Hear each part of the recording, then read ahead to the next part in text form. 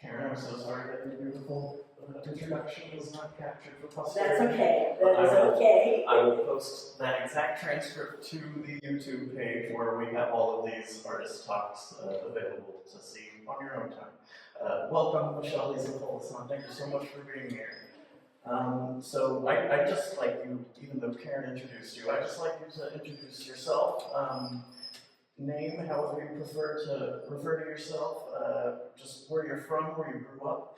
I will say that I did catch a snippet of a podcast that you were on, the Visit Miami podcast, and well, I'll let you say it first. So my name is Michelle Lisa Polissaint, properly pronounced Michelle Lisa Polissaint. I feel like I'm trying to do better at actually pronouncing it the way my parents named me. I'm Haitian-American, and Creole is not so common to hear. Most Haitians learn English, and this is a different region, obviously, but like South Florida, you can hear Spanish all day, and like there are people who never learn how to speak English, so because they speak Spanish and it's so frequently spoken, so I'm trying to just make Creole heard more. Unfortunately, my name sounds very French, so it's not that different. But I was raised in Delray Beach, Florida, did my entire grade school experience there, and then I moved to Miami. Basically, I did my first 2 years at a community college in Palm Beach, and then I moved to Miami because I was looking for a little bit more distance from where I grew up, but not that far, frankly. And it's only an hour drive, but it feels like a completely different world. This is funny because I don't think, this is Butter. Butter is here because Butter has a bit of a lot of separation anxiety when she's not with me, and they were gracious enough to let me bring her with me. This is her second artist talk, actually, so she was less excited to meet people there. I think it's because she knew everybody in that room. It was that big house, so I think this room she's just excited to say hi to everyone. You can do that later. So yeah, I moved to Miami to get some distance. I don't think I was fully aware of how much Miami would shape my artistic career, even in the most practical way, being that Art Basel happens there. I didn't really think about it that much. And one of my high school teachers, I remember she mentioned it all the time, and I was like, what's this foreign thing she's talking about? And so I moved to Miami and thought I'd graduate with my undergraduate degree and then move to New York or LA. And I now don't think I'll ever do those things. Maybe LA. Hate New York. Yeah. I like the South, frankly. And I think that even the move to Chapel Hill was very much related to my desire to stay in the South. I think the South, what Outkast says, the South got something to say, is very much at the back of my mind all the time. I think the worst thing that happens to the South, due to all the different overlaps of issues here, is that the talent leaves. Not to say that I'm some exalted figure, but I think that as someone who really cares about community and has something to share with people, I think it's best that they stay here. So that's how I ended up in this space, I guess, too. Yeah. Very good. So you talk about the South and coming here from South Florida personally, because we're sort of from the same neck of the woods. Yeah. It's interesting that Florida is geographically in the south of the continental United States, but it sometimes isn't considered the South. This isn't even a question that I have, and I wish I had questions for Butter, but I also do not. But could you sort of describe maybe now that you're new to Durham, North Carolina, where you sort of see yourself branching off from there? Do you consider Florida the South? I feel like this conversation is so hard because there are parts of South Florida that are so different from the rest of the South, but at its core, it's very similar. I think in some ways it's it can be this mecca of Caribbean community and all of that, but when it comes to politics and, the reason my parents moved to the South was because it felt similar to rural Haiti, if that says anything to those parallels. and because it's in rural Haiti that also has a beach, you know, like, and you know, and like it's close to the sea, and so. How long have they been in the US? Florida? They have been here since before I was born. My sister, let's see, my sister is 20 years older than me. I'm gonna say like 1983. I could be off by a couple of years. Do you want to go say hi to Karen? We can go sit with Karen. Is that what you want? Or do you just... No, she doesn't know what she wants. She wants to answer the question. So yeah, it's like I think like 1983 or so, and so I was born in 91, and well actually maybe before 1983 probably around there, because then my oldest sister and my brother and I were born here. Well, not my oldest. I say oldest because my real oldest sister is 20 years apart from me. So sometimes it feels like she has like a completely different existence from me. Like she feels like maybe like a second set of parents more than like a sibling. Even though we have like certain sibling parts of our relationship, especially with like my nieces and stuff. So I forgot what we said. Is Florida the South? Oh yes.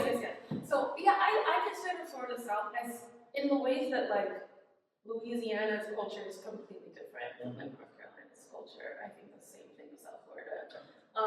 Specifically South Florida. Northern Florida has more connections to the South. Then you go to the Panhandle and it's a little different. It feels more like Louisiana or Alabama. You know, and so I think that is, if you don't want her near you, you just ignore her and she will walk away. I think that that's also part of where this comes up, is like, the South is never as homogenous as people try to make it seem by using language, like, is sort of, you know what I mean? Like, and it's such a common question, but like, anyone who's raised there, especially raised in like, queer community or desiring for a community there, they know that like, those things are like, you kind of have to fight for it, there's pockets for it, all of those things are so similar across the board. And also just like food culture, and like, there's these staple things that are food staples, and there are things that are completely different depending on region, you know? We don't make gumbo in South Florida, but it doesn't make like Louisiana not in the South because everywhere else doesn't make gumbo, you know what I mean? Okay. I feel like the second part to your question. When entering, I guess, North Carolina, Durham, were there any sort of similarities, differences that you noticed? I think the hospitality side. I think South Florida is a little less kind in certain ways, the way that people view it, more so because people feel like there's a lot more distance between them, but it's also like, I'm in a college town. Like Chapel Hill is super collegey. Yeah. So, you know, I'm like actually walking down the street and seeing people, as opposed to say like other parts of North Carolina where you're in your car. So maybe it'd be different, maybe I'd see it differently. But even like the grocery store is a little bit different, like how people engage. But like, so far, it's mostly the hills and the lack of beach. Yeah. That's like, it really feels really different. And the lack of Publix. I don't have a Publix near me, it's 30 minutes away. And I cannot justify driving 30 minutes for a sub. So, so I just gotta go to Trader Joe's and put mine and yours here. No more than us. Oh yeah. The biggest culture shock I think I felt when I came here myself was that the Publix was all the way in Columbia. How far is that? Like 45 minutes or so. Yeah. And so you said a lot of very interesting things, one of which that I'd like to pick up on is just having a sister who is 20 years older than you, having parents who came to this country a significant distance from when you were born, or distance, but of time. And just sort of thinking about these pieces on fabric. Could you tell us just first a little bit about the series themselves, and could you tell us about that sort of omitting of yourself from the images that Karen sort of touched on in the introduction? Yeah, sure. So the relationship to my family is interesting because I think when I was younger, I'm the youngest of five, and having a gap of 20 years between the oldest and the youngest is kind of pretty significant, obviously. And my sister has her own kids who are closer to my age than she is. Like they're like 20, And So the cousins are very. yeah, it's like we are more like siblings, like my sister and I are. But like we still have like a good relationship. Like I wanted to sing like her, she wanted to join the church choir, like things like that. I wanted to draw, so I wanted to draw because my other sister drew, and my brother was a draft person. You know what I mean? So there's like those aspects to it that are still there. And like my parents moved from Haiti to St. Martin, briefly to Curacao, back to St. Martin, because my father was sick here, but Curacao, back to St. Martin, then to the United States. So they also, like, aside from being a dictatorship, they also traveled a lot through the Caribbean and also had to learn a lot through that process, right? Like having to learn English. So they both have more Caribbean accents when they speak English, and and all that. So like as it relates to my work, this particular series is about like romantic relationships and like care and successes and failures within it. I'm not in them because it's for me more about me looking out at people, looking out at the experiences, stepping back from memories about those experiences instead. More so because I think before this I had worked on a series of self-portraits, and those were so about myself that I wanted to kind of like do the other thing and like more so think about how I look at the world. And so these are a lot of my own photographs that I printed. So the photographs that like already existed that I revisited to make this work. Okay. So, which I'm trying to do more of because it's like referencing back to my own work is really important to me. So it's like, it's a way of not letting the work just live over there and live in the past, and I can kind of get like a new opportunity to like live again, So, about how old are the photographs themselves versus the time when they were then transferred onto the fabric? Amazing question. I'm not sure. Okay. I'm kidding. So I was in college when I did most of the photographs, and I graduated in 2014. So probably between like, I think most of these are between like 2009 watch yourself. 2009 through like 2014. She just wants to know who they are. 2009, 2014, and then I started this series. It's all right.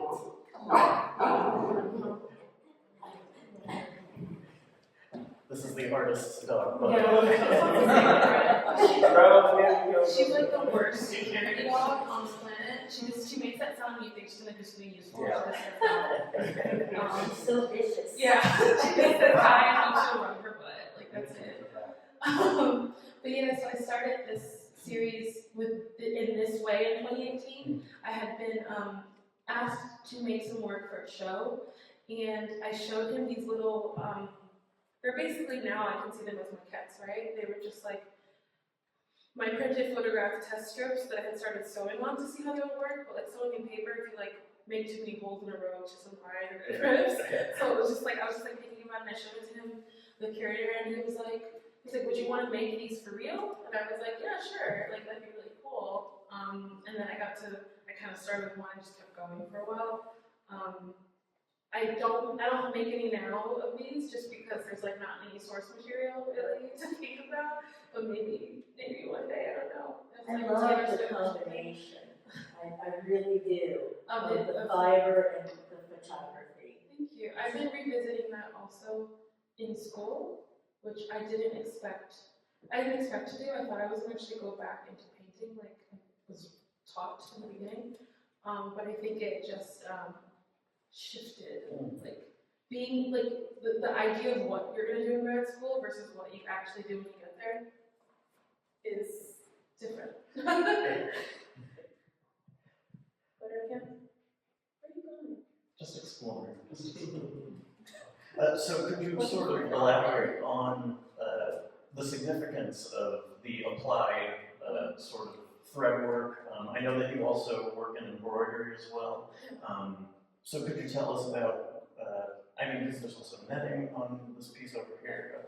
So could you sort of explain just the reasoning or the logic behind the applied side of the photograph on fiber? Yeah. So for a lot of them, it's like has to do with memories and trying to identify phrases. Like I'm a person who like if you say something to me, I can remember. I might like replay that phrase in my head a lot, or especially if it's something that made me feel some kind of like visceral reaction. And so like with that one, like the one there, like the text there, and there's another. I think the one over here, yeah, but also I should have walked around before. I haven't been here in a while. But like the ones that have text was kind of like a conversation that happened where like I remembered key parts of it, or like some like I have some other ones that like I'm not in love with that I don't really show, that like have conversations that are wanted to happen.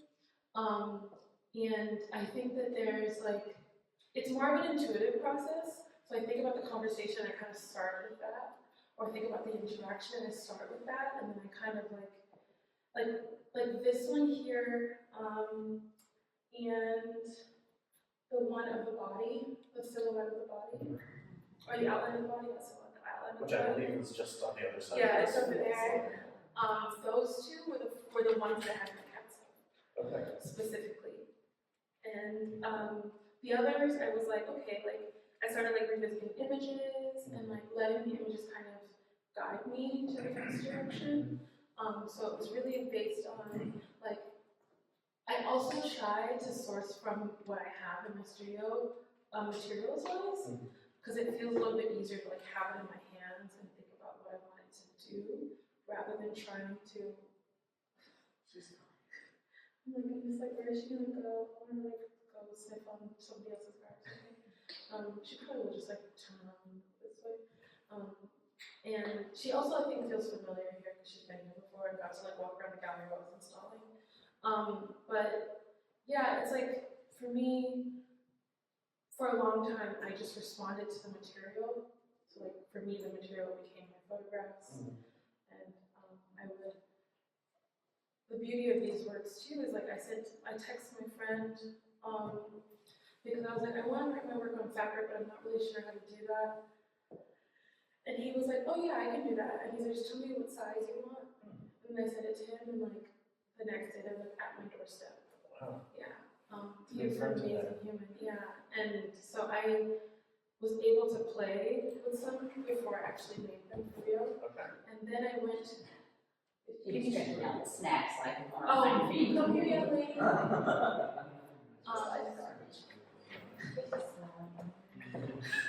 I'm so sorry. That's okay. A dachshund. She loves smelling things. Yeah. Good boy. Is it a boy or a girl? A girl.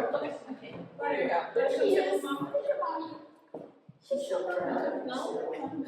How old is she? She's 7. And what kind of dog is she? She's a dachshund Yorkie mix. A dachshund Yorkie. Okay. Thank you.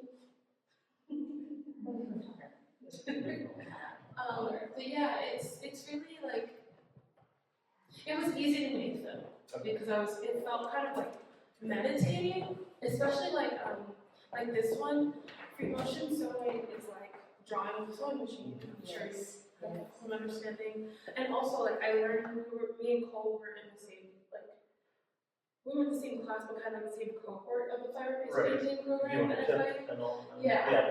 Which the program doesn't exist anymore because there was no enrollment. She's always like, I can bring it back if somebody wants to take it. But it was this process of like taking a sewing machine and just moving the fabric underneath the needle, and it is so meditative that I kind of with this one especially got kind of lost in the process of like highlighting those things. And the reason I made that one, and the reason I positioned these together this way, was because of this one was an idea in a way of like these intimate moments when I first made it, and then it got translated into a real one. And like that experience is interesting to me to kind of highlight, because this image is older than this image. Okay. Yeah, like this image was taken close, like Actually, this one was probably taken 2017. This is the newest one, but it's still pretty old. Yeah.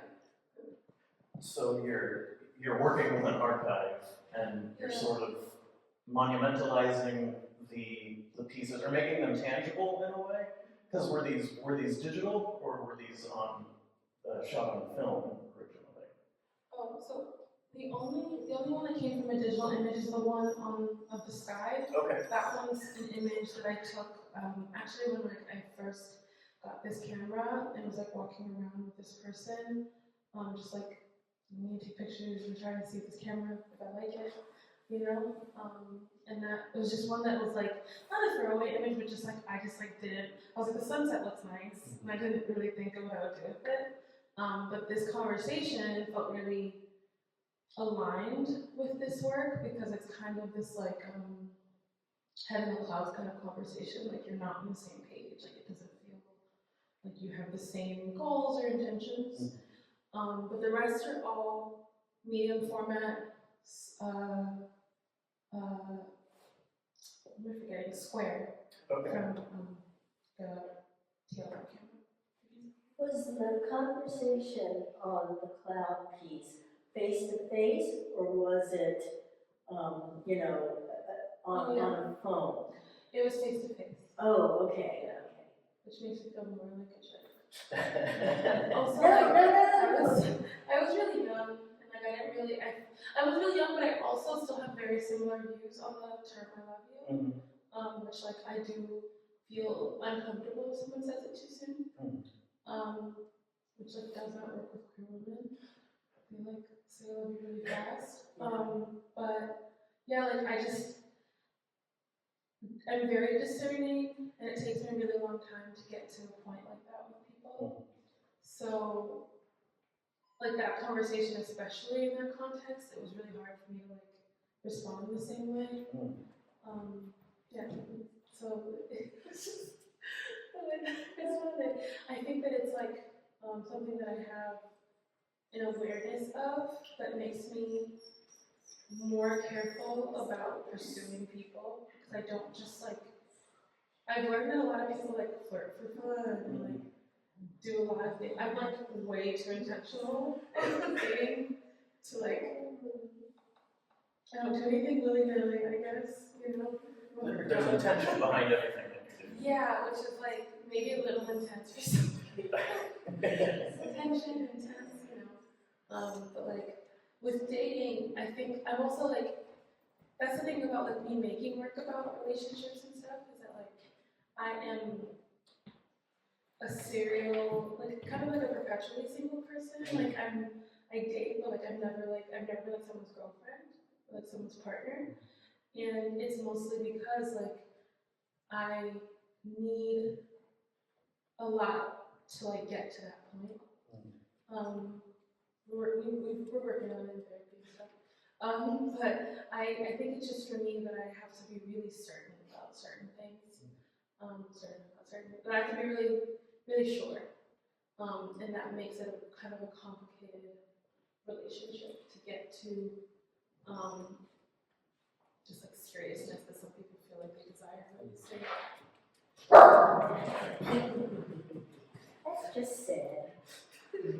So this sort of seriousness.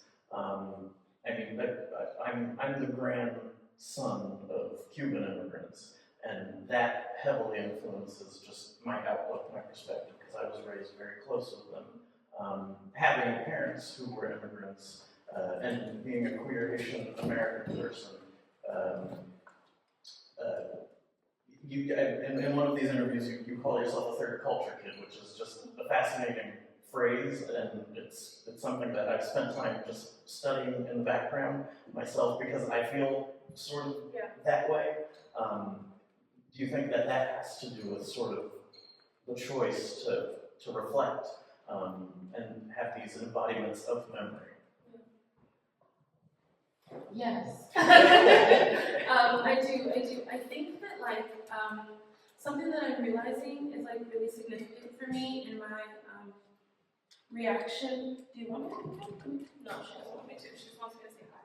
the way that I think about archives and like what to do with them and like not letting them die, like not letting them disappear, has to do with the fact that like I've never seen a picture of my mom younger than her early 20s. And that's because she immigrated, and then when she was in St. Martin, Haiti, like rural Haiti, you don't have, like people were not taking pictures of themselves unless they were getting like not like a formal, but like a, I forget the word, like a government picture, like your passport or like Identification. yeah, like or like the bank. The banks in Haiti make you take a picture, like a little headshot. So like things like that. You're not really getting your picture taken like even like Americans were at the same time. Like we're talking about my parents were born in 49, 57. So at that point, like Kodak was like making consumer cameras and stuff, being sold in certain places. And so having never seen that, I think about it all the time. Like I always wonder, which like I'm not into putting images into AR generators, but I kind of sometimes am like, I want to know what my parents look like as babies or like kids. And I think there's like, I've seen one picture of my dad younger, but like it was like at an aunt's house like a really long time ago, and like it was like epic lens, and it was like before I had a smartphone with a big camera, you know? And so the idea of preserving my memories and looking back on my memories and meditating on my memories has to do with me wanting to keep something in the world that like, you know, I have a friend who's African-American she's from North Carolina, but her family has origins in West Virginia. And she has access to like, I mean, some of the most interesting archives of her family. And some days I'm like, it's interesting because it's like, sometimes we have these conversations where it feels like she can understand, like we both can understand why the other feels like the other is in a better place in a certain way when it comes to their blackness in the US. Like for her, she's like, which I think is valid, like immigrants, when black immigrants started migrating here, they started pitting us against each other, and then acting like black immigrants who are immigrating were like harder workers as a way to like continue to like vilify the African American community that they enslaved, whatever. Like we're not gonna do that. I mean, that was like that'd be on a whole other soapbox next to this other conversation. But then for me, the way that France decimated Haiti and made it so hard for Haiti economically, there's literally nothing after a certain point, before a certain point, and I mean as recent as like early 1800s. And then there's like, there's like the censuses that show basically who owns certain slaves, and there are people who are holding on to those archives in the US that basically so people can't come after them for reparations and so that they don't have to publicly acknowledge that their family owned slaves. But she's just easily startled. She's like her mom.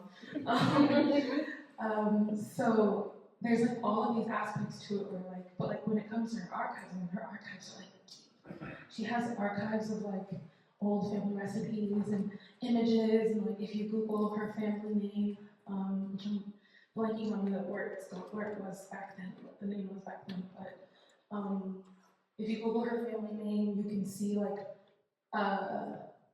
chapters in books that were written about certain family members of hers in these like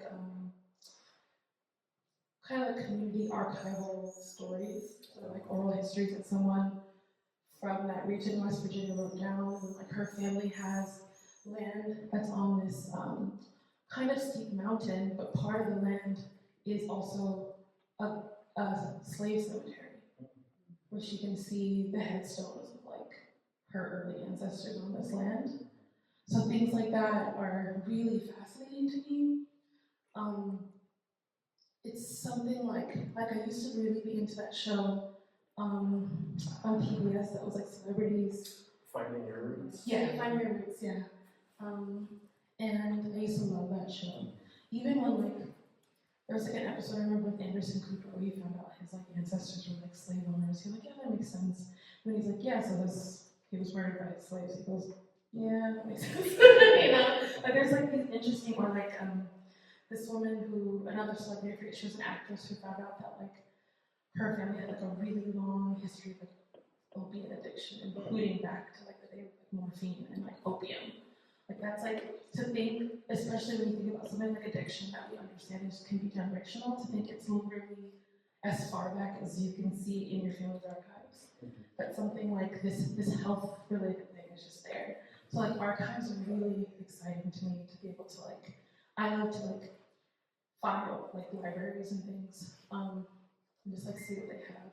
Like I used to love History Miami. Yeah, it's not as fun anymore. When they separated from Miami, they lost a lot of money. Could you explain a little bit about History Miami? Yeah, History Miami is like a museum in downtown Miami. Back in the day, it was History Miami and the Miami Art Museum, and they were kind of cross-funded. But when MAM became PAM and moved, History Miami didn't go too. And so the funding is a little different, but History Miami keeps archives of basically anything that's happened in the city, in the county now. At first it was just a city that became the county. And when I worked at the Miami Rail, I used to have to drop off at least 2 copies to them every issue. So I'll just go and like look around. And I remember they had like, one year they had, which I also love trains, and like, it's like the nerdiest thing, I love trains. We had this, there was an exhibition about like, transportation in Miami and like, the evolution of it. And I was like, this is such a funny exhibition to have in a city that has the worst traffic I've ever done. Well, it is worse than LA. Because it is worse than LA because it's also construction constantly. And then they have these interchanges that don't make sense. And like, I'd rather drive in LA where it's just stop and go, rather than Miami where it's mayhem. The thing that we would always say in my family about Miami traffic was yellow lights are a suggestion, and a red light is when you should approach. You know, maybe looking both ways, but still go. Yeah. So you're in a sense creating your own archive with the works that you're showing in this space. Do you feel more inclined to pull from memory rather than the archive that you've saved up of your images through photography? Because we do have these beautiful paintings that you've created. And I'd love to talk about the materials that you bring into these, because if you get close, there's actually a third dimension to a lot of these. So could you just walk us through a little bit of, well, first, your introduction to the arts. Photography, was that kind of your first? That wasn't? Okay, well, if you could walk us through photography and then take us into this next medium. Sure. So I started off in, this is like elementary school. My sister was always drawing, and I wanted to be like her. That was like, oh, I want to draw too, you know? And so like, if she's ever like at an artist talk of mine that I don't mention that, she always like will be like, I think that's your question. So I just start doing her, you know, or she'll like be like, we'll be talking at the end afterwards, and she's like, Michelle, we start art. You know? Well, we can send her the link. Just so she can be sure. And then my brother, he was really into architecture and drafting, and so in middle school, he was part of this project where which I'll just say, this is a lot of like stuff about privilege, right, and access. Like, I grew up in like a middle class neighborhood adjacent to an upper middle class neighborhood. So all of our property taxes funded our schools in Florida, right? So we're talking about like really well funded schools. So like my elementary school had like a dedicated art room. Actually I had 2 dedicated art rooms that one teacher was in one and the other was in the other. We had like an access to like clay and plaster and all these things, and like we didn't pay for any materials, and like that is way different than what a lot of students are dealing with. My brother got to do a project where he and his classmates, with guidance from the teacher, of course, designed a home for a family on Section 8, and then they got to supervise the building of that house when he was in middle school. So like I also got to see him doing those things, and I was really fascinated by what drawing stuff could get you into. So I started drawing. Then I started painting. When I was in middle school, I got a scholarship to go to this place called Old School Square. It's the former all-white high school in Delray Beach, Florida, that got turned into a museum community center thing because students were integrated into the black school in Delray Beach. Which, if you look at the history of Delray Beach, that's also when several private schools just happened to open. You know, they just had an idea.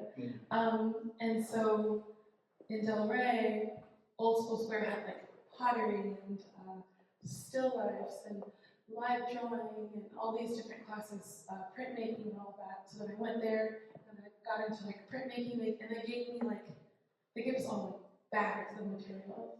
I mean, to this day, I still have like the brayer that I got from them and like the thing that you like burnish the prints with. Maybe even some of the brushes. Like that's the quality of the things they gave me. And middle school was a pretty long time ago for me. That was like 20 years, I guess. Yeah. Yeah, something like that. How old are you in middle school? I don't know. Like 12, 13, yeah. So that's what got me into art. Then when I went to high school is when I got into photography. Because my high school had a dark room. Okay. Which again, funding. We had a dark room, we had ceramic space, we had a lighting studio. I mean, in retrospect, it's actually ridiculous that we had access to, because if you just gave half of our budget to another school, they could have had an art class, you know? But like as a kid, obviously I didn't really recognize and understand that like that was not normal. But even in the midst of the program that was so well funded and filled with privileged kids, you still saw some racism within that. We got like a free sketchbook every year that we were meant to fill up. And the school probably has archives of my old sketchbooks there too. Like that was like part of the thing, is like for IB, especially if you leave your sketchbook there, then they let us paint the ceiling tiles as well. So like each one of us had a ceiling tile when we graduated. But I think that's also like where I started to think about something that stays, like something that can stay and something that can be used to remember. And so now, when I went to college, where was it? Palm Beach. I went to Palm Beach State, finished there. I didn't actually finish it. I finished the AA. Just was like, I'm gonna move. So maybe. And like, luckily I got into FIU, because like, you don't automatically get into schools if you don't get the AA in Florida. In Florida, like they have like that like reciprocal thing. So then I went to FIU and I started doing fiber-based painting with Pip. Like I think maybe like my second semester of school, and I like fell in love with it. And it was also nice because fiber-based painting allowed me to like do a little bit of everything. Fiber-based painting is like, it's painting, it's dyeing, it's textiles, it's embroidery, it's applique, it's free motion sewing, it's printmaking, just on fiber. And so, you know, I learned a lot of the skills there. People would probably scoff at my finishing of my work these days. I don't follow any rules. I can't really sew a straight line. So like, don't ask me to alter something. This is ask me to do something that all the time. I'm an artist. I do not. That's what mom's for. It was intentional. I did it that way on purpose. And then so she's asking me that, and it's like, my father used to be a tailor, my mom was a seamstress. Why are you asking me? Don't ask me that. So this work came first, of course. And this work is something that I'm kind of more actively working on. I started to think a lot about what is left in the back of our minds when it comes to memory, and like, especially as it relates to color. For me, my memories are so vivid. I can remember words, smells, touch, all of that. I can like turn things around and flip them over.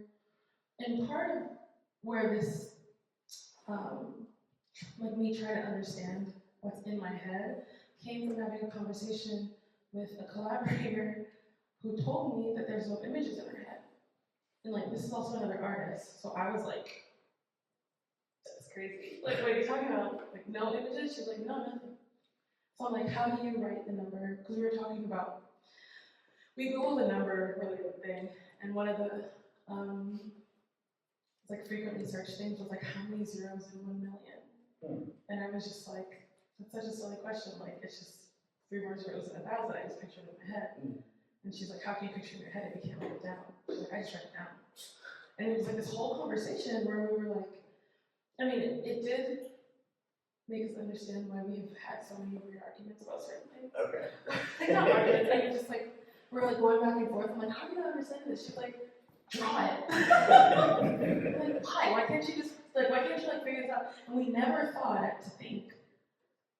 Like, it was never like, Michelle can see it and Naja can't. Like, that never crossed either of our minds. We were just, I think we'll just all the other thought that was being stubborn. Okay. Which is like, you know, humans. So like, I started thinking about memory and thought a lot. And like, I also was learning about synesthesia, which like, is basically like the level at which people can see music. Some people can see like colors when they see music. Some people have like also can see certain colors as it relates to like letters and things. When I hear music, I picture choreography because I grew up also dancing when I was younger. So like, which like that is really distracting sometimes, to be honest. But like, I genuinely picture choreography and motion when I hear music. And so when I was thinking about certain memories, especially memories that specifically triggered anxiety for me, I started to want to put them in the world because also I was doing a hypnosis practice and a therapeutic, like a talk therapy practice, in which we were trying to like go into my memory. And I avoided certain spaces in my memory for a long time. And this series is kind of where I started to think deeper. So like the size of these pieces kind of have to do with like the level at which they are, or like how frequently they come in my head and the level at which they like sit on my spirit when they do. Kind of like something like on your chest, you know, that's what it feels like for me. So yeah, like so this work is raw textiles, like cotton, linen, canvas, and all that, where I build the canvases with applique techniques. So I cut the shapes or, you know, arrange them somehow together, and then I start the process of dip dyeing them.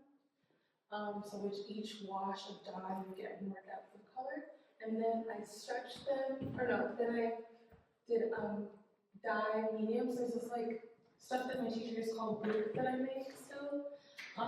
It's like water, sodium alginate, and urea, and it holds, it's like becomes a medium that you can add pigment to. And it's something that they use for like hand painted scarves and stuff like that, or hand dyed scarves. And so you can like use a brush, use a sponge, whatever, and apply it based on, and you have to of course put the right amount of pigment and everything. So I started with that, and then the last stage was like a little bit of like acrylic, kind of pop some of those colors. Yeah, a little bit of acrylic pop those colors. I might at some point go in with a little bit of oil if my brain can like calm down. How did it feel painting on these pieces after you had not painted for a long time? It felt like it came back. Like it felt like it was never like gone, you know? It was a bit, so I also have like an autoimmune disorder that like affects my joints and things. So it also was like that. It was like using the part of my body in a different way. Sewing already like is physically a little taxing, but it was like a new motion my hand was doing. It was like it was getting used to after like having not done it. And then the last I did it was before I was diagnosed and before my health got like more significant and like more something that I need to monitor. So it didn't feel, it felt like riding a bike, I guess a little bit, but also there was aspects to it where I was like I remember I started mixing colors, like I was like gonna paint a wall, and then I was like, this is what a palette's for, what are you doing? You know what I mean? Like my brain had been doing pigment and mixing the pigment in, because like the pigment, you mix it in a little cup. So like I had all these materials for mixing pigments, and I started doing it the same way, and I was like, why, go get the palette, girl. You know what I mean? Like it was just like I completely forgot about using a palette because I was. It was the muscle memory. Yeah. So like, but then it did help a little bit because it got me to make a full. I was also making way too much paint that way though. Like, you know, like I didn't need as much paint as I was like mixing because I was putting it into a little container as opposed to just like on the palette and mixing it that way. That muscle memory didn't retain. So like even like now, and I'm going back into painting, my palette knife skills need to be refreshing. This painting behind you is so interesting, and I'm wondering, it's so rural, you know, outside of, you know, and this was obviously, I guess, a scene in Delray Beach, but I'm thinking this is probably a very early memory when you were a child. Really can tell. But What? I'm surprised you can, yeah, you're really Well, correct. I'm just because- surprised how correct you are. Because that area has changed so much Oh, yeah. in 45 years. Yeah. So, when your parents moved here in the 80s, I don't know if it was early 80s or whatever, you know, it probably did seem, like Haiti in a lot of ways, in that there was more space. It wasn't like a destination. 100%, Miami yeah. is such a destination now. I mean, it's really becoming, a real hub of art and artists and major art events, just like Atlanta. Yeah. It's funny, so you mentioned like Miami and contrast, right? It's like, because even Miami back then was way more bustling than Delray was. Delray was still like this kind of like But Miami, small South Florida village kind of vibe. My grandmother and all my relatives moved to Miami in the 50s. And so we would go down to Miami every summer, like in the 50s and 60s, with my parents. And, there's my immigrant grandmother at Fort Lauderdale under the shade with her high heels and dress on. Just an old family sort of thing. But it was so exotic in the 50s and 60s. It was like almost like a tropical, it was unlike any place in the United States. Yeah. And it was kind of like a haven for people to like go down there and have like their beach weekends. And fast forward to now, obviously it's very different. But my parents, when you contextualize their move so they first went to Miami, because that's where my uncle was. And my other uncle in Palm Beach sponsored my father to come here with my family. But my other uncle was kind of the one who received them in Miami. And I think they spent a year or so, or something like that in Miami, and my father was like, absolutely not. Because you're talking about peak cocaine cowboys, Miami. You're talking about like people getting shot in the streets, and race riots, and Griselda Blanco paying off police officers everywhere, So you're talking about a very stressful time in Miami. So my parents moved to Palm Beach, and then when I said I moved to Miami, my father was like, no, absolutely not, it's a dangerous place. Like, he did not realize that Miami had turned, let's say Miami is the safest place in the world, and also, like, when I was in middle to high school age, I can't remember exactly when my uncle, a taxi driver, was shot while on the job. He's okay. He has a very large scar and can't work that much anymore. So I understand why my father was fearful of the city, because like he had this very specific experience with it, and then fast forward years later, it was to him the same place, right? But yeah, it's like Delray was like a huge difference for them. Sometimes I go back, like even sometimes like 6 months apart, and it feels like it's just blossoming. Like I was writing this essay. It was for me more than anything, kind of an archival thing. And I was trying to kind of retrace this day with my mother. And I decided to like drive over there, kind of picture it, and there was no way to do it. The only thing that was still there was the gas station that was there. And like this was a block that had a Winn-Dixie. Some of my father disagree on this. I say it's a Winn-Dixie, my father says it was a Publix. I did not remember it being a Publix. I remember it being a Winn-Dixie for some reason. He's probably right, he was older than me at the time. But for some reason my brain says Winn-Dixie. And across the street was like this little strip of like smaller storefronts people could rent out. So it was like little salons, barber shops, like some lady who sold like little oils and things, you know, like things like that, little cheap. And it was like a lot of like kitschy touristy stores, like figurines and shell necklaces and those little sand containers that have like your name on it and little stuff.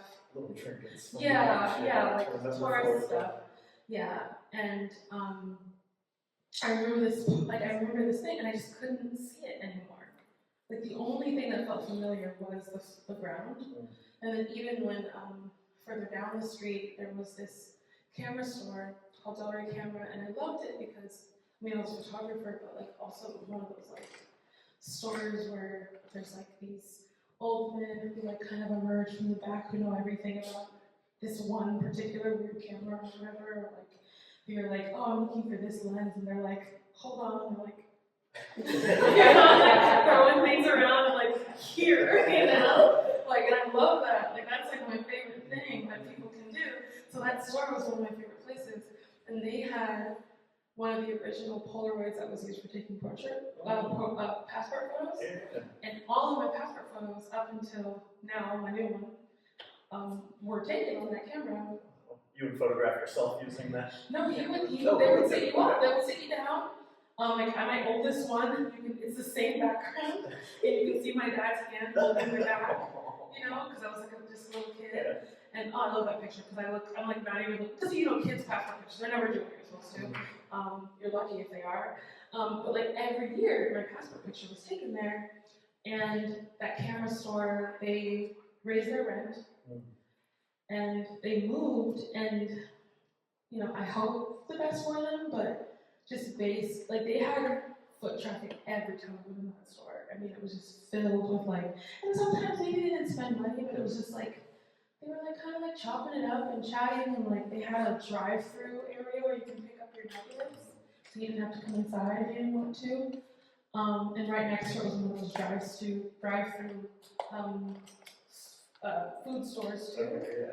So like you just see, it was just traffic there, and everyone knew that you could get your passport pictures there. It was cheaper and faster. It would take it and the Polaroid would print it, as opposed to like Walgreens or somewhere else. And it was just like a nice experience across the street. Down the street there was an ice cream shop, you know, and their lease went up, and so they went and moved. And when I go in there, it's like a completely different world. It's like in this kind of like dead end street. So you have to kind of find it and search for it. The only thing next to it is a tattoo shop and like a mechanic shop. And when you see that, as a person who understands economics and understands like the way that businesses like that thrive, the likelihood of them surviving is low. They're now sending out all their film. They can't process the film in person anymore. And like the benefit of that was of the store like that was that they did the film in person. They're mostly just like a camera accessories store now. They don't really sell real cameras anymore because it's just too expensive for them to keep up with all that stuff. And so this like understanding of time and change was like always in the back of my mind, especially like with things I've done with like community and like lighting and stuff like that. It's like all about like acknowledging a moment in time and trying to like hold on to as much of it as you can. Like I'm a photographer. I know you can't. The essence of everything is never going to be in the image, right, or in that like archive, but it's enough of it for people to have like an example or an understanding of that people were trying. I think the worst thing, especially when you understand movement and the history of movements in the United States, is people who think this is the first time we've done these things. It's detrimental to the goals of movements to like forget what has come before you. And to not acknowledge it. And it also does a disservice to the people who worked so hard That's also the issue though with that is obviously it has to do with like the rewriting of history books and how like that's not all to do with like they didn't have enough cameras that day or or like people writing things down. But for me, in a time when we were archiving actively without even realizing it. You use Google Docs, you're making an archive, right? You have an archive of every edit of that thing, whatever that is, even if it's just like a silly plan for a friend's birthday party or something. But like those kinds of things are really beautiful to maintain. It says so much about the people you're in community with. Like I have me and my friends went to Mexico City in 2018 or 19, and I still have the itinerary of restaurants that my friend. She thinks I'm more Virgo than she is. She's a Leo with a lot of Earth placements, and she does things like making an entire itinerary for our whole trip of all the places. It was her birthday, and she was like, "These are the restaurants I really want to go to. These listed in priority of how much I want to go to them." And even looking back at that, and like, there was this restaurant called Sin Nombre, restaurant with no name, is basically how you identify it. And they had this like that was the place where I started eating meat again for the first time in a long time. And I had like rabbit and like all these delicious things for the price of like a 2 for $20 at Applebee's. This like beautiful meal, and this mariachi came in and like sang happy birthday to my friend. It was like really beautiful, and that was fun. So like having the archive of like that little thing is just sweet. And like I remember years ago, my friend said sweet in a critique, and like the professors at FIU like reamed her. They're like, sweet, don't call your work sweet. I'm like, some stuff's sweet. Some stuff is sweet. And I think that that's important. I think there's like a spectrum of human emotion and desire that can be seen in an archive. And even like there's a book called Paint by Numbers, and it's about like digital humanities and using it to like preserve the arts. But this one's more specific to the 18th and 19th century because there's a lot of time to cover, and this is specifically to that. But you don't see sweet manifested in contemporary art much anymore. I don't. Well, like it's like you have to be looking for it because for some reason, with certain people, especially when you have any other identity, people want to see you talk about your trauma. Yes. And it's frustrating because sometimes it's seen as like, oh, they're only choosing these artists to talk about these things, when in reality, sometimes like the artists have a bunch of other stuff they're doing that they love, and like they're just like, Black person, talk about race in that series. And then it's like, I have all this other cool stuff that I've been doing. Like, this is the stuff I'm doing now that I love, and you want to look at that only, And so I think that that's like I don't think it's a quantity issue. I think it's an editing issue. I think curatorial spaces, unfortunately, do edit down an artist's work, and I think especially when the artist isn't invited to be part of that process, they're just like told what people want. That happens a lot, where people are like,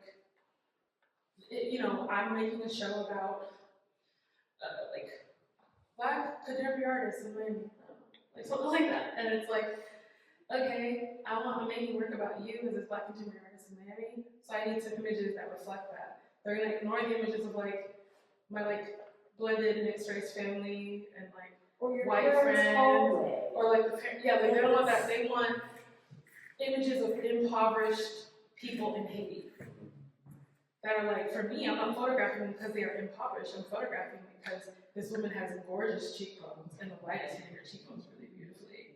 Because you're finding the beauty, right? Because these are just like my highlighting community. on Like I'm like, those cheekbones remind me of my grandma's cheekbones. Like, I didn't get to photograph my grandma, I'm gonna photograph you instead. Or like, I'm photographing my mother getting her hair braided by my cousin, and she's looking into the camera, annoyed because she doesn't want to take a picture because she doesn't look nice. Which is a sweet story, despite what that might evoke. Yeah. Or my cousin who was downstairs helping my dad cook something because my mom wasn't feeling well, so she brings her baby upstairs and just leaves her next to my mom. And the baby instantly just falls asleep. So there's a picture of my mom next to the baby. It's just a beautiful picture. And her I love a chunky baby, but they're not looking at that picture and thinking, look at that chunky baby cheek. It's like Haiti, and like all these assumptions about the community and what's happening in Haiti. And then like, I don't photograph my parents' whole house, but it's an 8-bedroom house.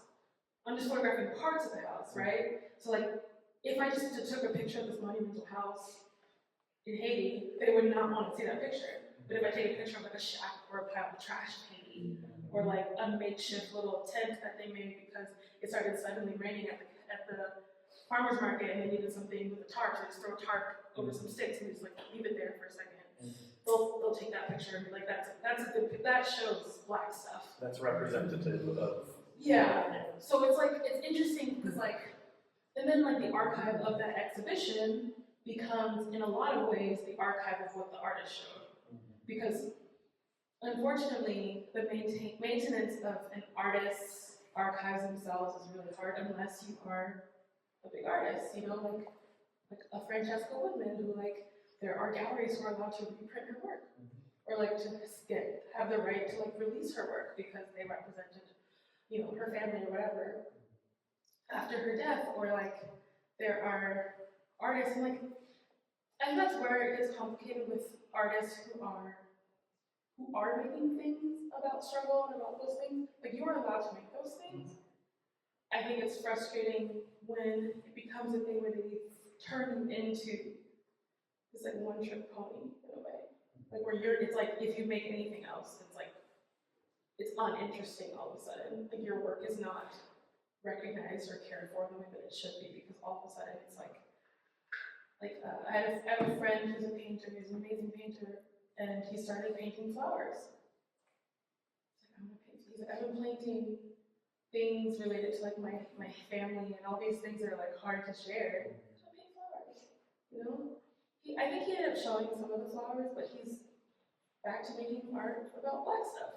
Like not in like a flippant way, obviously, but like he's like, but I mean the way he's doing it now is, I like it because it's a little bit cheeky, it's a little snotty in a way, and it's like kind of putting a mirror up to the art world itself and doing that work. But his name's Greg O'Neill. You should look up his work. His work is gorgeous. But there's a subversive quality to it. Yeah, this is more subversive. Yeah. But you know, it's like I have 2 friends who created this. I met them after they created it, but they created this journal called Arts.Black.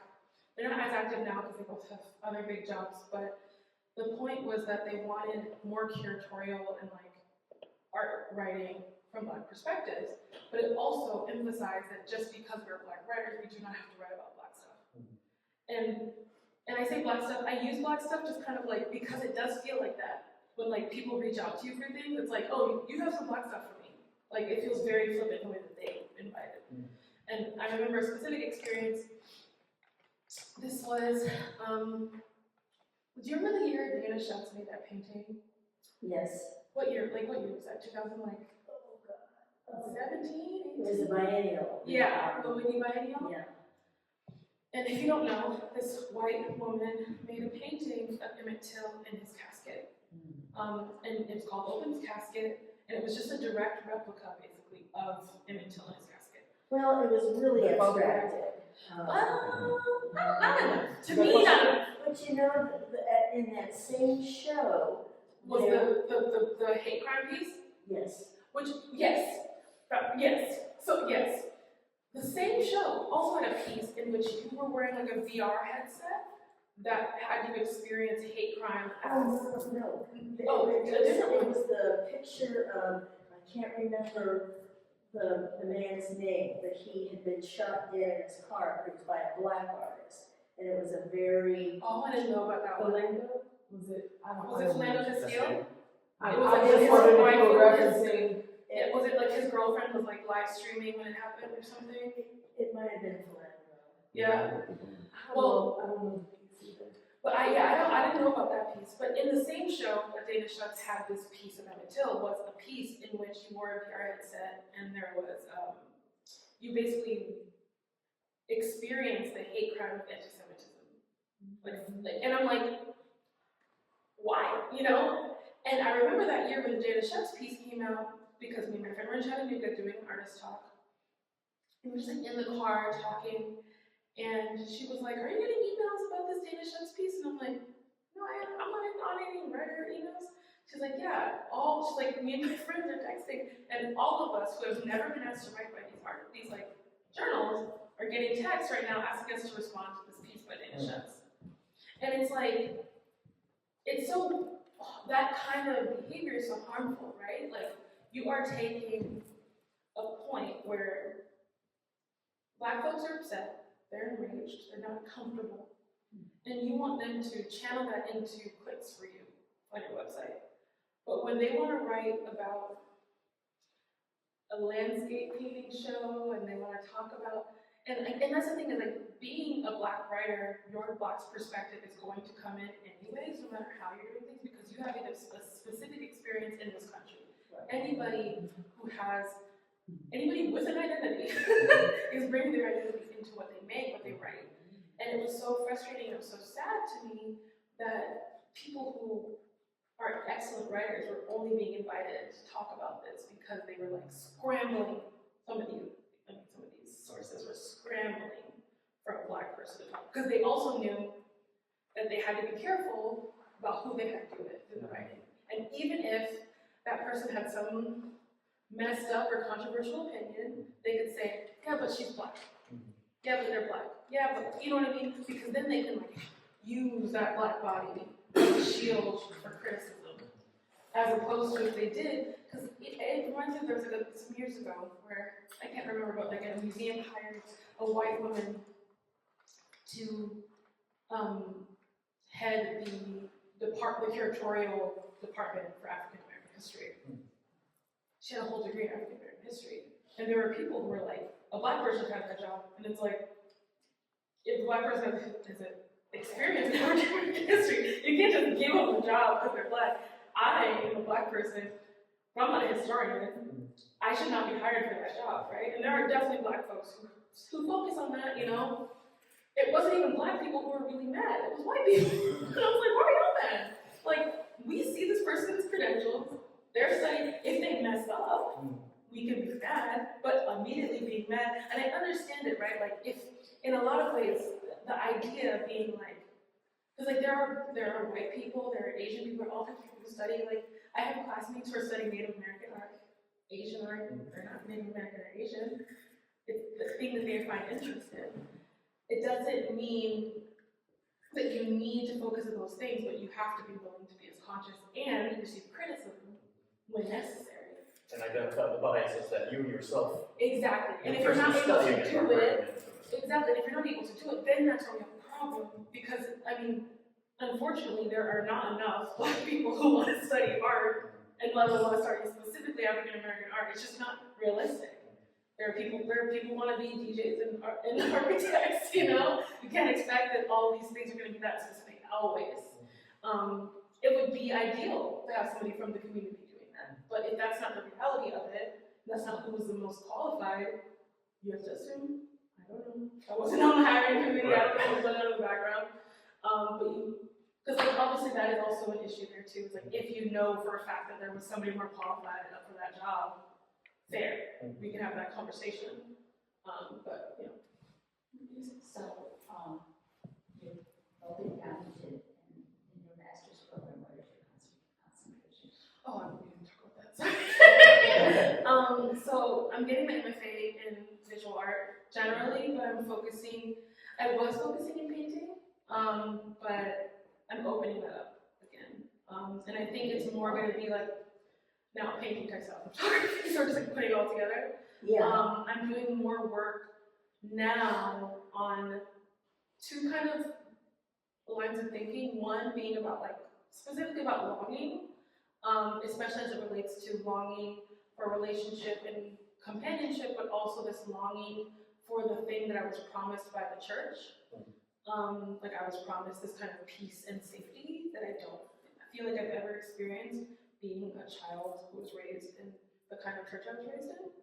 And then the other is I'm revisiting family photos from times that were harder, maybe more difficult difficult or more traumatic. And I'm basically rewriting the memory by removing people who I don't remember who I have negative experiences with, and memorializing people who are no longer here. So in different ways, it's kind of playing with. So I had this hypnosis session that I mean, this could be long-winded, but I've been reading this book called The Mind is a Collection, and it's by this theorist who's so kooky, like his brain is like all over the place, but it's about like what these different philosophers, theorists, and cognitive researchers thought their brains functioned like. So there's some who's like, my brain is a cabinet, my brain is a camera obscura, like, you know, it's really interesting to me. And so I was going back to this hypnosis session with some friends, and I was like, my brain, literally, when I did my hypnosis, my brain was several gardens. And gardens that contained past, present, future. And they were, the past and present were like becoming like archetypal in a way, and then future was kind of like theoretical. Like, if I could describe it, it's like the future was like cloudy. You know, like cloudy and also snapshots. Okay. And then I see clouds in this piece, so Yeah. Yeah. But the past is more like moving. Okay. It's like moving images, even if it's just like a GIF, like just like that oops or something. And the present is a lot more vivid. It's like, that's like, I can replay an entire day more in the present, right? And I say all that to say that like, it's still about my brain, it's still about my mind. I don't know when my work will become less personal, to be honest. I think even in the work about longing, it's still very personal. But I think it's interesting because the different, I have to do student visits a lot in the program, and everyone has a different thing that they take away from what they're looking at. And it's funny because like my classmates instantly are like, distance, longing, like desire. And then like professors are like, and I know it's them trying to like pull more out of me, but they're kind of like, I don't really see that here. And I'm like, girl, like, you know. But yeah, that's where I'm focusing. I also maybe will get a certificate in business at the end. Okay. More so because like I have a lot of experience in nonprofit, but not in business explicitly. And as an artist who like did like I created these like scarves that I sold to like fund my move here or move to Chapel Hill. And so I was learning about business on the fly a little bit, and like taxes and all that. And so I'm just like, maybe it's only 4 classes, and so maybe like this summer or next summer I just take a few of them and get them done, and just squeeze them in there. Sounds like a good investment in yourself. Absolutely. I think so. I mean, you that's have not. to at some point Yeah. put the stop sign up and invest in yourself. Yeah. And I think- I see you moving back to Miami. You do? I do. Really? You have this thing with your family. There's nothing like family. Yeah. I will tell you. And so that is in, whether it's Palm Beach or, it doesn't have to be Miami. I just envision Miami, and please help me with this, because I am a Floridian. I was born in Panama City, Florida. Okay. I love I'm a panhandle girl. Yeah. But I also went to middle school in Miami and Oh. lived in Tampa, and probably had a Florida driver's license in my 40s. But now I'm a Carolina girl. Yes. So, and miss the water. But I view Miami as, and everybody moves to Florida. You know, older people move to Florida. It's like a melting pot. But has Florida turned into like California, where you, especially Miami, where you walk around and you hear people speaking all different types, different languages, and you think, what language are they speaking? You just hear all this. Has Florida become, or especially South Florida, has it become more of a melting pot Yeah, I mean, well, there's still, I mean, like there's people who say it's more of a salad than a melting pot, and I think it's kind of like that still, like a salad where there's like different things are kind of more isolated, but you are together, right? It feels more like that. In certain regions, like there's still a very big Hasidic Jewish community that speaks more like Yiddish and Hebrew. You have like a Russian community that's forming there, and also specifically, I've found that there are specific Russian communities moving from Yakutsk in like the Siberian region, which is very different than what you would remember, which is like very wealthy white Russians from the more European side. Interesting. Yeah, which is, very different because, I mean, there are people in the United States that don't know that they're Asian Russians, right? And like that's fair because like our culture shows a specific kind of Russian. So language is definitely becoming more diverse in Miami. The prominent language is still English, Creole, and Spanish. I mean, Spanish being, I would say the most prominent, mostly because most people learn Spanish when they're there.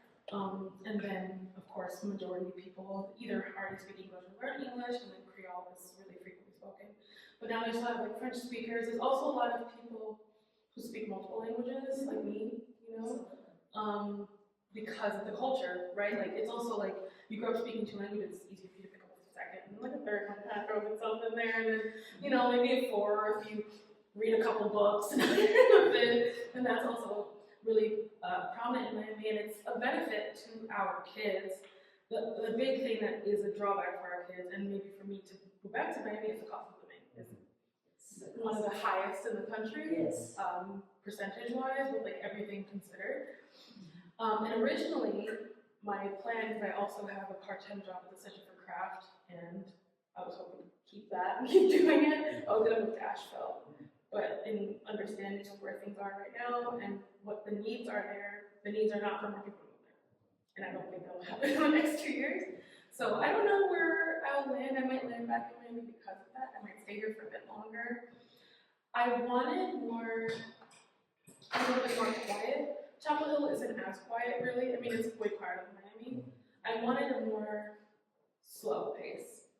Miami, between the cost of living and just the city, the vibrations of the city is very like a buzzing bees, whereas Chapel Hill is more of an organized bee colony, maybe a little bit smaller bee colony, and it's mostly students, so that changes a lot. College.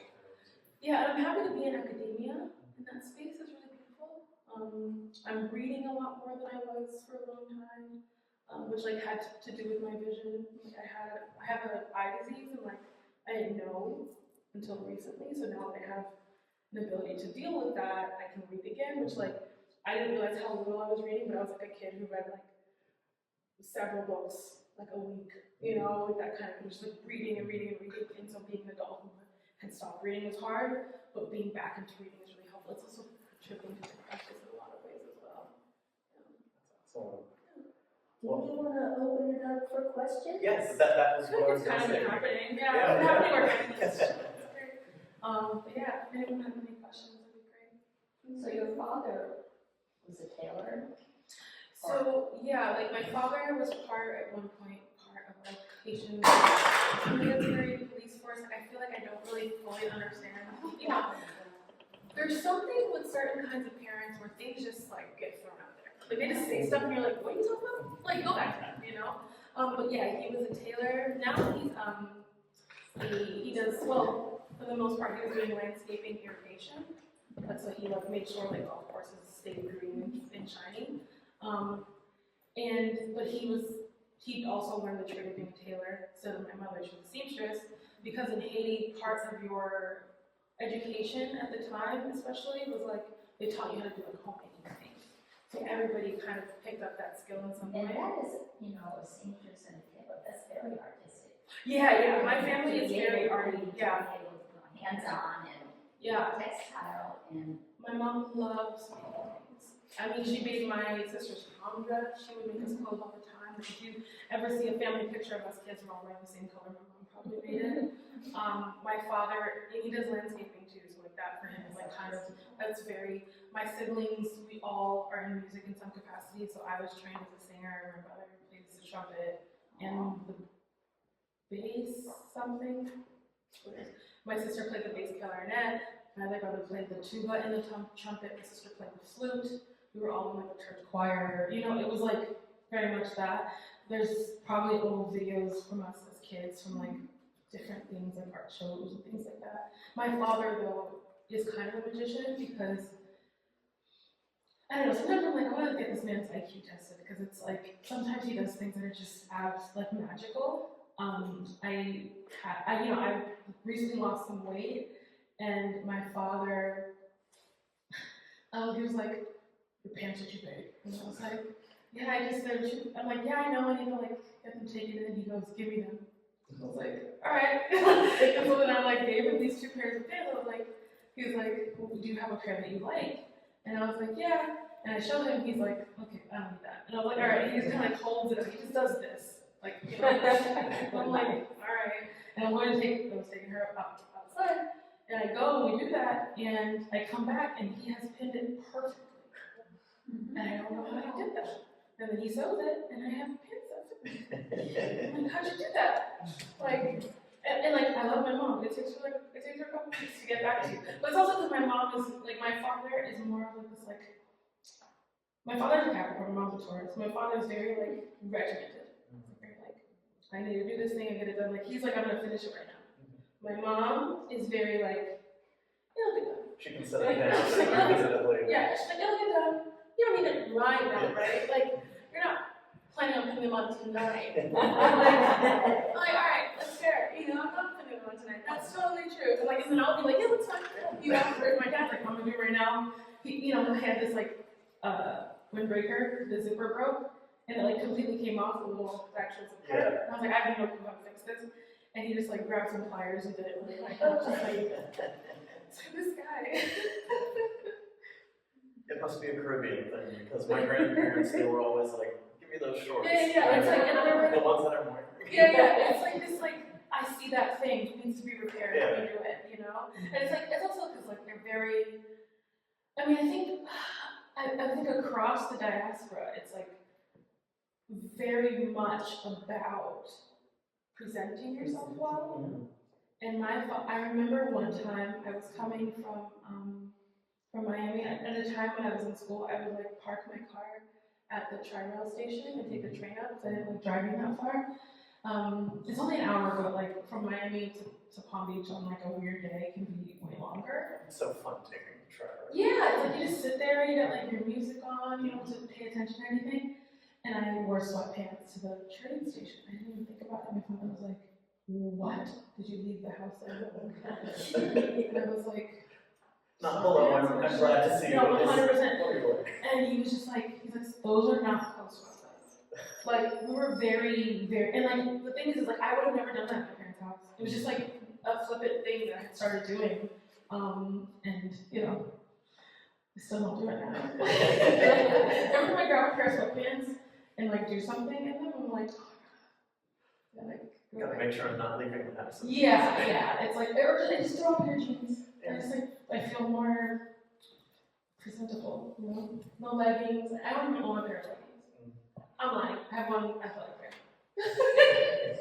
Maybe you have something to say? Well, yeah, are there any more questions? I have a question.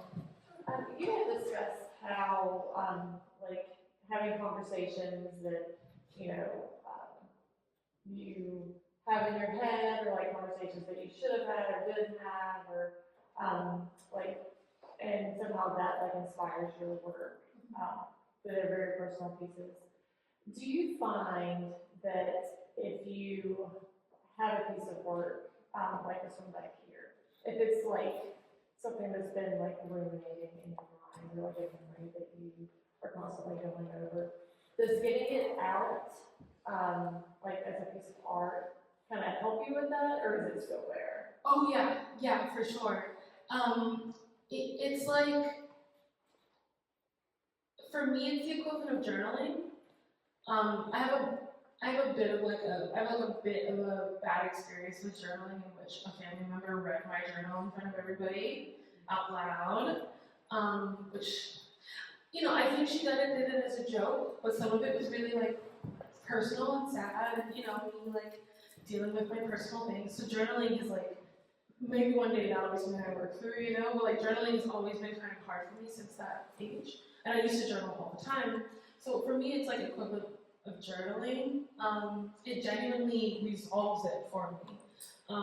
And like part of the way that I realized that this would be helpful is because I did a hypnosis session in which she made me sit with myself in a past memory where I didn't say what I needed to say and give myself the motivation to do it. And the point with that was that I found a color that associated with that, and then that color became the color that I use when I need to give myself confidence. And that session transitioned into me setting a very hard boundary with that particular person that was very necessary and hadn't happened for years. And so it kind of, even that session helped me to like work through what needed to be done for that. And this feels very similar to that for me. Do you mind telling us what color? Oh, so it's like a fuchsia magenta kind of moment. It's very like pinky and bright, but it like makes you feel warm. Yeah. Speaking of that, like I'm in viewing the show when it opened, just thinking about like how lush. I kept thinking about these lush environments, how these moments might have felt in the blankets and these soft places, and then hearing you, the word sweet just instantly made it be like, yeah, because there's a particular quality to the light in all of the photographs, and I wanted to find out, you know, what are you seeking to kind of, you said the things that stay in these particular moments, particularly around this comforters and comforting pillows and morning light? Is this morning light? It feels morning. A lot of the time, but it's also Florida. Right. It's Always kind of right. like, yeah, it's like, Always right. yeah, like I remember one time working on this like set, and I didn't really know how to set up the lights, and he was like, "Oh, you Floridians are just spoiled by natural light. You don't know how to set up your lights, you know." But what was your question about? You said about us. Just these environments for you. I feel like the fabric paintings, particularly around your parents' homes and things like this, it makes so much sense in how you're describing them, and how they, you know, shape these safe places for you. That makes a lot of sense for me. I'm just interested in these cozy environments. Like, what are you seeking to hold on to in these cozy environments? I mean, in some of them, it's like the comfortable, like what made me feel comfortable to be in that space, and then in other ones, it's more about like the safety nets. But obviously, in like this one over here, it's more about like being comfortable with my decisions and where I am, and like I think that for, you know, when you're like a kid who always feels like there's like something wrong with them or something, you feel like you are a work in progress, or like that your decisions and your choices are not right ever. But in reality, I chose what was right for me in that moment, and like that is okay. Even if years later I'm like, I wonder what that was. It's like, it doesn't matter, you know? And like, I mean, I'm still working through a lot of that stuff, but I think now with where I'm at, I'm much more aware of the necessity of being able to like sit with a decision comfortably and still feel like, even if it doesn't, like even if I question it in the future, that it was right in that moment and therefore it was right for me, which takes a lot of work. Have you ever thought that taking yourself out of these situations, like, you know, there's the outline, here's somebody in bed, in the other one with the empty bed, there is a sense, as you said, of longing. Do you feel like sometimes you're outside looking in on something that you want? Yes. Yeah. I think that generally, when it comes to romance, yes. that is something that I'm experiencing. But I think it's something that like as I've said, like understanding that I am being discerning in my desires and my needs. I'm learning that like what's right for me, if it comes, will be what I need, as opposed to looking back on old memories and feeling like regret, or I'd rather regret not pursuing someone than regret a bad relationship or someone who hurt me. Do you feel like you're able to be vulnerable in relationships? Yeah, I mean now, I feel like now I'm learning more about what it means to be vulnerable. I think that like a lot of people who experience like traumatic events when they're younger learn how to intellectualize their trauma to such an extent that they think they're being vulnerable, when really they just like come up with like a mechanical way of sharing something bad that's happened to them, where they don't feel anything. Like they might, like vulnerability is not being able to rehash the thing that happened to you, it's about being able to understand how it made you feel, how it's affecting what we're doing right here, and what it means that you need. And like learning that, and like, whereas sorry, versus like what we do, which is like, when I was in, this happened to me, and it was really sad, and the person being like, wow, that's really messed up, and you being like, yep. End of conversation. It's like, or the person being like, that happened to me too, and they're like, didn't it suck? Yeah, it did. Cool. Pizza? Wow. You know, soup? That made me full stop, thinking about, that's really, I'm gonna have to sit with that. I mean, I've been actively in therapy with the same person for 4 years, plus hypnosis. And I've never been able to be a therapist for this long. And unfortunately my move means I can't work with her anymore. But, I mean, obviously I'm like working through the decisions and all of that with where I'm gonna go next. But, it's the first time I felt like I maybe could move on to something different, like a life coach, something less about the trauma and more about where to go next.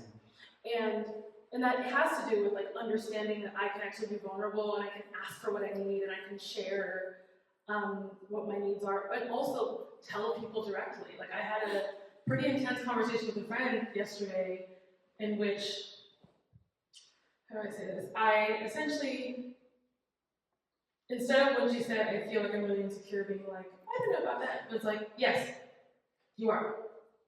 And that is hurting you. And that is hurting you for these reasons. I support you in whatever decision you make here, but I don't support that decision that you're making because I know it's going to hurt you. But I support you if you need support when something happens, because it will, because this person continues to show you that, right? Whereas when I was younger, I would have been kind of like, you do you, girl, knowing that like it's not good for her, right? And that isn't kind. Like kindness is actually being honest with your friend, especially like me and her have been friends for 18 years. So like, am I just gonna like not? It's the hard stuff. Yeah. And The hardest. Right. Everybody around a person tends to enable. Yeah, no, or they pounce on, the negative aspects. You're right. Yeah, we ruminate on the misery. You're like, oh, let's commiserate, or let's pounce on the other. Never. Oh, that guy sucks. We're getting on one side of the story. Yeah. And like also like, growing up, like we grew up, like became adults together.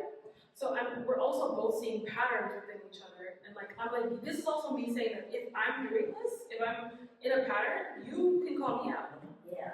And like I will feel safe in understanding that it's from the bottom of your heart and from the deepest depths of you loving me that you're doing that. Because I think for a lot of people, criticism, especially frankly from like our parents, didn't feel like it was coming from a loving place for a lot of us, because most of us didn't learn how to criticize and share in a way that was about love. And I guess I was told the word criticize can be really intense for some people. So like in some ways it's really just sharing, like this is what I'm getting out of what you're saying. And you tell me how that makes you feel. Which most people are gonna be like, they're gonna shut down. Because like most of us are not ready to like address how we feel. And there's also a lot of emotions that are like, and I do it and I did it for a long time, that we associate with like the bad side of us. So like being sad is bad, being angry is sad, being upset is bad. Rather than being like, why am I angry? Why am I sad? Why am I upset? For me, a big one was jealousy. If I feel jealous, I'm angry at myself. Why are you feeling jealous? So like I got into a practice, like if I'm feeling jealous of somebody, you go to congratulate them instead. Like if you're feeling jealous of something somebody accomplished, it's probably because you want that. So you go tell them congratulations because they deserve that and they earned it. And like that is a hard thing to tell yourself to do because jealousy hurts. It like for me, jealousy and anger once triggered a shingles outbreak for me because it made me so anxious that I got shingles from like how it made me feel. Jealousy is a form of longing. Yeah. Want that. Feeling like you don't deserve it, feeling like you why haven't you like made it there yet? And for some people it's the opposite. It's like I do deserve it. I don't have it. It exists in different parts of your body. They don't deserve it. Exactly. But for me, it's like, oh, why haven't you gotten to her level? Like that was a lot of how jealousy felt for me. So I was like, okay, go congratulate her. Because clearly she has something that you want and she did a good job. Go tell her congratulations. And that's hard to force yourself to do. Now it doesn't, I don't feel jealousy in the same way. It's like more of a passing thought. There was a point in my life where it was like, it like sat on my spirit and I was like, a little bit of hair. A little bit of hair, I can say that. A little bit of hair. It's like, and it's like, that's bad vibes. Being a hater is not fun. It's not fun for you, it's not fun for your friends. Like, what's a Cinderella someone who's like, yeah, that girl sucks. Like, oh, look at her in her Louboutins. And it's like, I literally would never wear I don't even wear heels. But when I want her Louboutins, you know what I mean? But think she's so fancy. Yeah.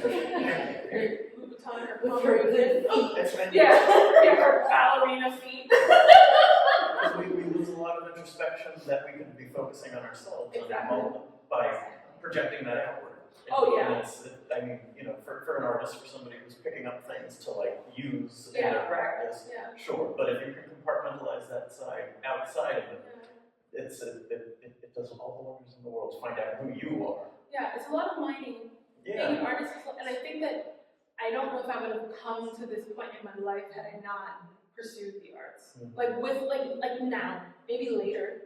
But I think that being in the arts and having to also present myself in front of people and share so much forced me to learn about my vulnerability because you're also, especially when you're making art about yourself, you're talking so much about it that other people are making comments where you're like,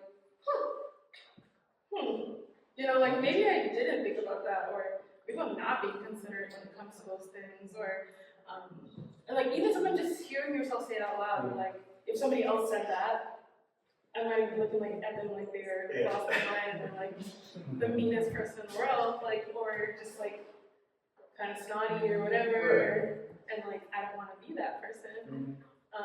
But there's vulnerability even in that, even in just like receiving the flip comment. Okay, sure. But I think that's what's so fun about this conversation that we're having right now is just the amount of vulnerability to be an artist, to make artwork is an extremely vulnerable act. To have your pieces in a show and to speak in front of a crowd is extremely vulnerable. Especially the city that I've only been here for this. Well, precisely, So yeah. I remember coming in being like, oh, It's great to be you. like it's easy to do that in Miami. I know everybody's coming. And that's also the thing about like graduate school for me. If we could even just like laugh a little bit. Yeah, the thing for me about graduate school was like everyone who's seen my work has seen my work before, or like I know likes my work. And I wanted to be in a space where I was like with people who are super strangers, and the way that we do the critiques is like we do a blind critique where I'm not allowed to speak for 20 minutes, and people just say things, and they like respond to the work, and I have to just kind of see how it's being received without any of my intervention, and that really does force a certain way of thinking that I haven't had to do in a long time. And like, I graduated in 2014, so 10 years ago, So for 10 years, I've been in the gallery and art world and museums and doing all these things, and like people showing my work because they like it, and then people going to shows and saying they like my work, and like that's very nice. I appreciate it. But when it comes to wanting to grow as an artist, Right. and I don't think I would have been able to do this soon. Like, I don't think I would have understood why a master's degree would give me that if I went straight in after undergrad. I'm grateful that I didn't. That you took that break. Yeah, I mean, I thought it was going to be shorter. I thought it would be like a couple of years, and then like you fast forward 10 years, and it's like, and that's also, things were just going good, and I liked what I was doing, you know? I got some really cool nonprofit jobs, some of them not so cool, you know? But I got to work in like these nonprofits and learn, you want to say something? And learn about like how to advocate for artists and myself and do all this stuff that now is benefiting me. You know? It's all just leveling up. Keep Yeah. on getting better.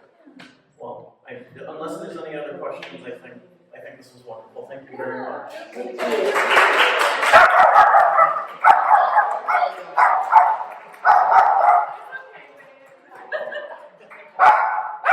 I'm sorry, I forgot to tell you they were gonna clap. I'm sorry. I will say the first artist talk she ever did, she was coming in from the back and everyone clapped and like, yay for her! She like just waltzed in. She knew that clap was for her. She likes This that wasn't too. for her. Do you have anything to say, babe? Just think of It's the something. ponytail for me. I mean, it's like in front, it's so much. I need to find a groomer that I feel comfortable with. In North Carolina. Yeah, I'm like really nervous about leaving her somewhere, you know? Yeah. I'm like, I don't know, she had a groomer be a little mean to her before, and like, yeah, he like dropped her off. Well, you know, I think that there are mobile groomers. Yeah, I like the mobile groomer. I like the mobile groomer. It's nice because then they're just like right outside of my house, and I can just be like, Yeah. make sure they haven't moved the van and left. And I do want to mention that Ronnie, Nicole Day is a photographer as well, and she's gonna exhibit here in January. Oh, sweet, how exciting. Thanks for blessing the space. Oh, thank you. So you're in the other gallery. It doesn't matter. I mean, hopefully I can come down and see it. She's also a videographer. Her video work is amazing. Yeah, we didn't get to talk about it. I wanted to ask him about your wake. How that's coming along. Oh, Okay, yeah. well, That's like, yeah, but it's a whole, I mean, film is expensive, it takes way too long. they get it. Yeah. Butter! Thank Did you have a good day? Did Thank you you. enjoy being with everybody? I think it's acrylic and oil. It might be on You want to look at me? Which one is Yeah. Remember that picture? Where's the red Yeah, well, she just like grabbed the bag. God. And something. Said, thank you. We wrote it down. God. Acrylic. And sometimes oil. Yep. Hey. I'm good. Good.